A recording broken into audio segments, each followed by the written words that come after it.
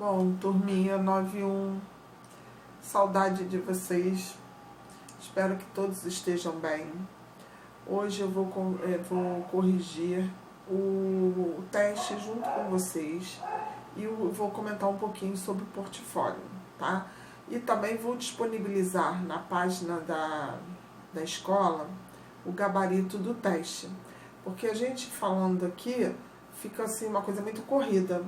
Então eu vou disponibilizar também na página da escola, tá bom?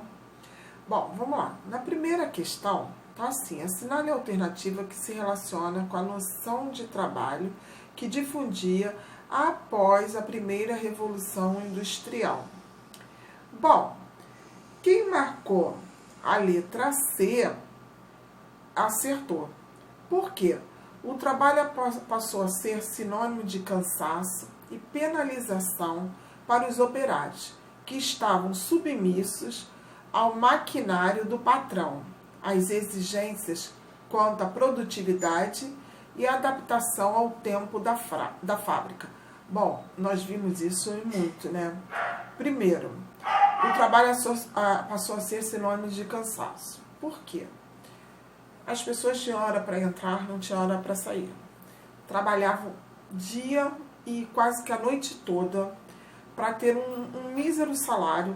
Muitas das vezes colocava a família inteira, inclusive crianças, para trabalhar para que a produção fosse maior e o dinheiro compensasse para aquela família. Penalização para os operários. Eles eram penalizados de que forma? Bom, se não produzisse, não ganhava. Se não trabalhasse sem hora para sair, também não ganhavam dinheiro no final do mês. E olha que não tinha, era insalubre totalmente o lugar onde eles trabalhavam, né? Muitas das vezes as pessoas moravam onde trabalhavam. Ou moravam naqueles cortiços que nós falamos, lembra? Estavam submissos ao maquinário do patrão. Então, aquilo que eu acabei de explicar. Eles não tinham escolha.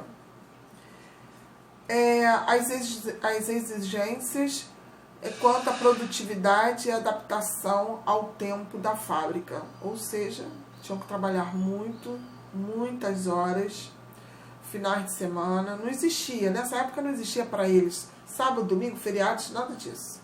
Eles tinham que trabalhar o tempo todo.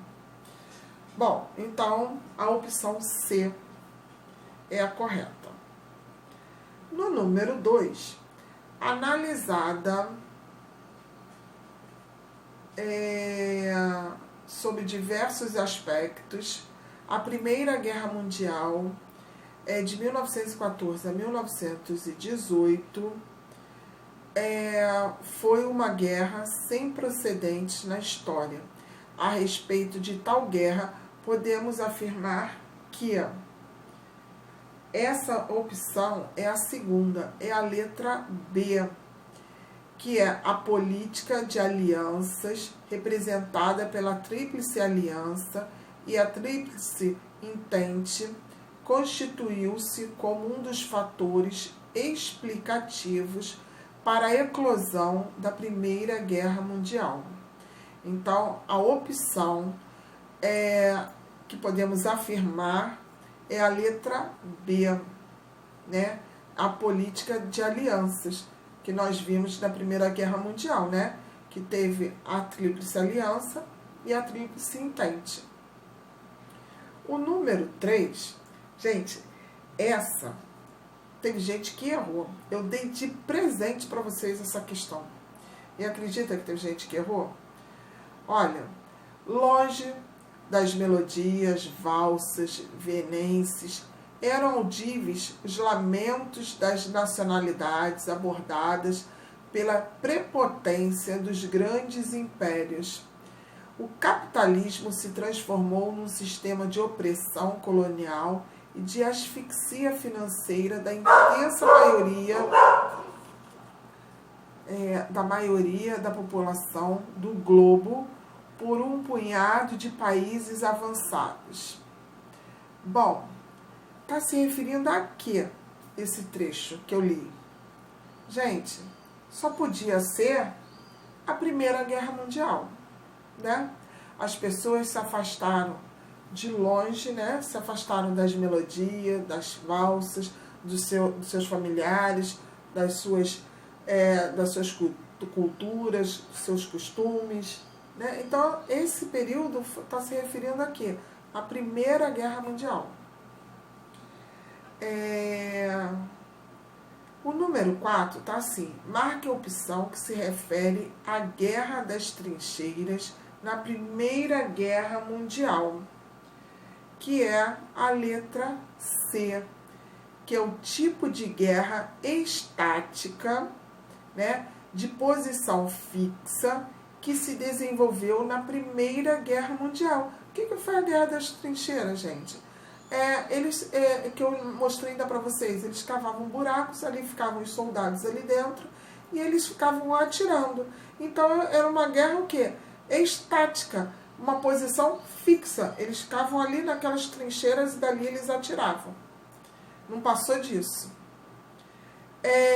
O número 5 tá assim: assinale a afirmativa correta sobre as revoluções russas. Gente, essa questão, vocês erraram demais. Poucos foram os que acertaram, né? Porque é a letra D de dado. No período de conflito interno pelo poder, o governo tomou medidas para controlar a economia do país, tais como racionamento de itens de primeira necessidade, estatização, proibição de lucros e a desapropriação dos bens da igreja. Era a única opção aqui correta sobre as revoluções russas. Bom, vamos lá. O número 6 tá assim: em 25 de outubro de 1917 ocorreu na Rússia uma revolta geral que levou os bolcheviques ao poder. Quais foram as principais medidas tomadas pelos bolcheviques nesse período? Gente, além de retirar a Rússia da guerra, o novo governo promoveu a reforma agrária, a maioria não botou isso. A reforma agrária proibiu os lucros, confiscou os bens da Igreja Ortodoxa, estatizou os bancos, as fábricas e as estradas de ferro. Foi firmado o Tratado de Paz com a Alemanha em 1917. Gente, eu acho que se teve um aluno que botou exatamente isso, foi muito. Porque vocês muitos responderam totalmente errado. Outros botaram com outras palavras ou botou só assim. Foi firmado um tratado de paz com a Alemanha e a Rússia se retirou da guerra. Ponto. A maioria botou esse tipo de resposta. Entendeu? Eu não dei 0, óbvio. Eu levou meio ponto. Mas vocês não colocaram que teve a reforma agrária, proibiu os lucros, confiscou os bens da Igreja Ortodoxa. Ninguém. Vamos lá. O número 7. Um fato importante ocorrido em 1914, na cidade de Sarajevo, na Bósnia, está relacionado à eclosão da Primeira Guerra Mundial. Explica esse fato e quais foram suas consequências imediatas para o início da guerra. Gente, são 2 perguntas numa só. E a maioria só botou uma resposta. E eu canso de frisar isso com vocês em sala de aula. Presta atenção, porque são 2 perguntas, para vocês não responderem uma só, mas não adianta, né? Então, vamos lá. Essa resposta é o correto, né? O fato ocorrido na cidade de Sarajevo foi assassinato do grão-duque da Áustria, Francisco Ferdinando, e de sua esposa pela organização terrorista da Sérvia, Mão Negra. E as consequências, olha a segunda pergunta, imediatas para o início da guerra na Europa estão relacionados com a declaração de guerra da Áustria à Sérvia e o envolvimento de outras nações, como Rússia e Alemanha, na questão, o que deflagrou o enfrentamento dos países que compunham as alianças. Essa era a consequência, né? Mas muito só colocou o quê? O assassinato. Aí esqueceu a outra parte. Aí fica difícil, né? Bom, vamos lá. 8. Cite algumas características dos regimes autoritários estabelecidos na Europa.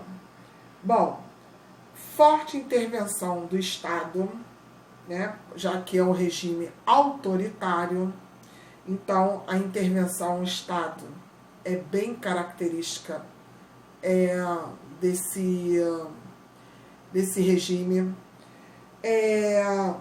A forte intervenção do Estado na economia e na política, além do controle de todos os setores da vida da população. Ou seja, quando o regime é autoritário, ele comanda tudo. Então você não tem liberdade de nada, você não pode se expressar do jeito que você quer, você não pode ser dona da sua vida para fazer o que você quiser, porque o regime é um regime autoritário, então você tem que acatar as ordens. Então, a resposta correta seria essa.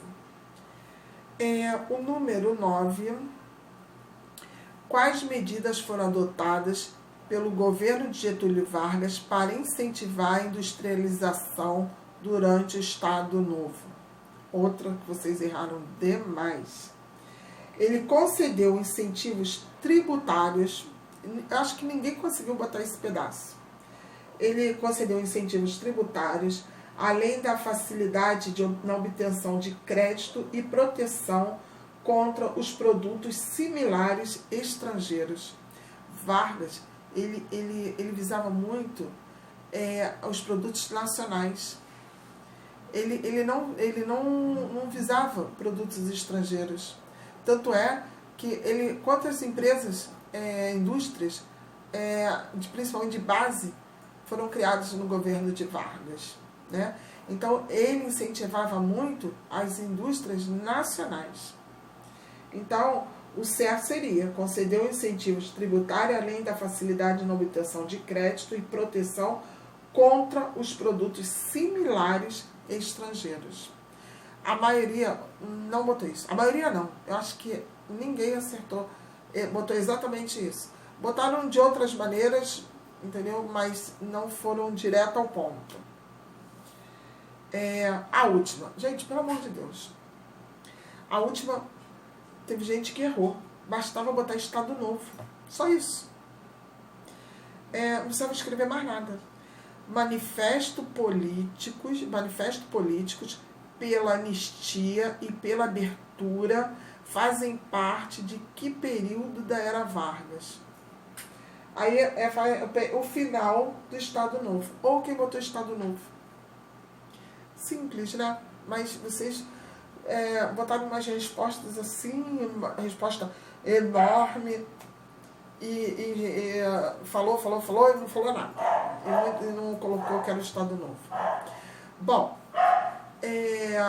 outra coisa também que eu observei. Gente, vários testes idênticos. Pelo amor de Deus, né? Vocês podiam olhar do caderno, olhar do livro, olhar da internet. Vocês podiam, mas não precisavam, podiam olhar de vários meios. Mas vocês não precisavam simplesmente copiar a prova do colega, que veio provas idênticas, respostas erradas idênticas, né? Sem necessidade. Bom, agora eu vou falar um pouquinho sobre o portfólio. Olha, eu respondi várias perguntas. Sábado, domingo, 11 horas da noite, vocês me perguntavam, eu respondia. E vocês conseguiram botar vários portfólios com problemas que eu tive que mandar um e-mail. Olha, tá faltando isso. Olha, você não colocou isso. Olha, você não... Gente, pelo amor de Deus, né? Teve gente que botou no portfólio aquela parte que eu falei que era para o segundo bimestre, que era a cópia que vocês copiaram no caderno, os slides. Eu frisei isso várias vezes. Não entra no portfólio do primeiro bimestre. Aquele é o portfólio que vai entrar no segundo bimestre. Então, vocês tinham que fazer o quê? Aquilo ali vai ajudar vocês a montar o resumo. Se a gente não tiver com esse isolamento, né, na avaliação do segundo bimestre, vocês vai facilitar para vocês montarem um resumo através do que vocês copiaram no caderno. Agora, gente, não é cópia, né? Você não vai botar no portfólio uma cópia daquilo que está no caderno. Vocês vão botar com as palavras de vocês. Mas teve gente que botou agora no primeiro bimestre, em vez de botar a foto dos exercícios do livro, botou aquilo no portfólio. Aí é óbvio que não vai ganhar uma nota boa, porque eu falei várias vezes que aquilo não entrava no primeiro bimestre. Que aquilo só ia entrar no segundo bimestre. Né? No primeiro bimestre seria o quê? A foto dos exercícios das 2 primeiras semanas do isolamento, né? Que foi no final, as 2 últimas semanas de março. Depois vocês iam tirar foto dos exercícios que vocês fizeram durante esse período do livro. Era só tirar foto, o gabarito, vocês já tinham o gabarito, então vocês não iam ter trabalho nenhum, porque com o gabarito pronto as respostas já estavam corretas. Então vocês iam tirar foto daqueles exercícios.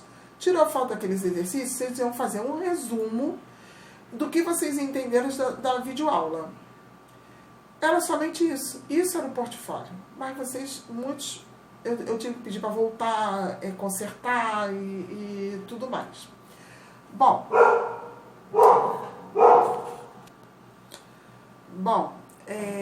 essa semana nós vamos ver só a correção. Na próxima semana, nós vamos ver o conteúdo novo, terminar o livro do segundo bimestre, vai entrar o conteúdo novo, e eu vou mandar o gabarito para vocês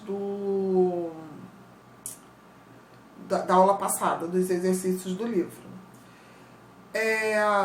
Eu espero que isso acabe logo, né? Que a gente volte às aulas presenciais, que a gente volte à nossa vida normal, breve, mas com segurança, né?